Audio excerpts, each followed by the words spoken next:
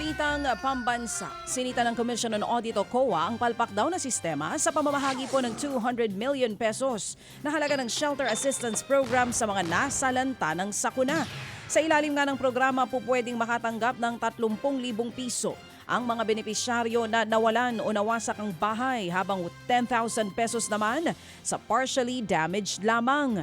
Pero sa ginawang audit ng COA, nabistong hindi naman ininspeksyon talaga ng mga taga-Department of Human Settlements and Urban Development ang bahay ng mga nabiyayaan ng ayuda.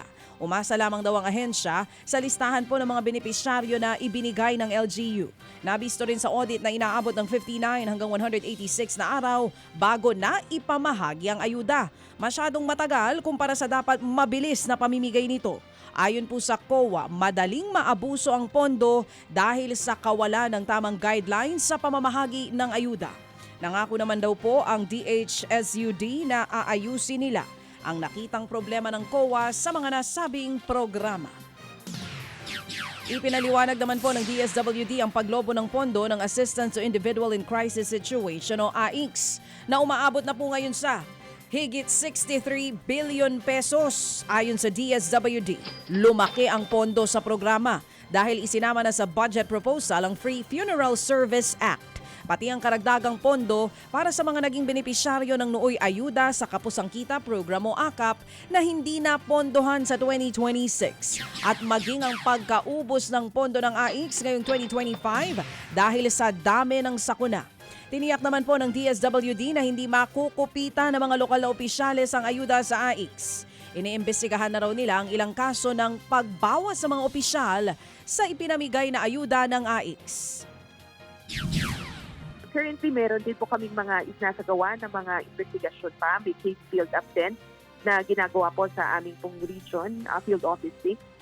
And ito ay after nga po na matanggap natin yung mga naunang reklamo dyan nga po sa Iloilo. So again, that's something that we're currently working on. Yan nga po ang tining ni DSWD Assistant Secretary Irene Dumlao. Sa iba pang balita, naniniwala naman po si dating National Security Advisor Professor Clarita Carlos na hanggang sa ngayon ay aktibo pa rin ang IC sa Pilipinas. Sinabi po yan ni Professor Carlos kasunod ang mga ulat sa abroad na aktibo pa rin nga bilang training ground ng mga terorista ang Pilipinas dahil dito bumisita po ang mag-amang umatake sa Bondi Beach sa Sydney, Australia kamakailan lamang. Bagamat bumaba na ang ranggo ng Pilipinas sa Terrorism Global Index, nandito pa rin di umano ang presensya ng ISIS, partikular na sa Mindanao. Una nang pinabulaanan ng Palasyo at Armed Forces of the Philippines ang mga ulat tungkol sa pagkakaroon ng training ground ng mga terorista sa bansa. Pero may payo si Carlos sa gobyerno. Siguro wag muna silang magsalita. Talagang hanapin nila kung nasa ng source nito na bakit. Kasi maghanap ka ng motive kasi ba't naglakbay itong mag-aba na to dito. Siguro, pag igtingin na lang nila yung i-enhance na lang nila yung kanilang capabilities, meron naman sila. Lalo na very powerful ng AI ngayon.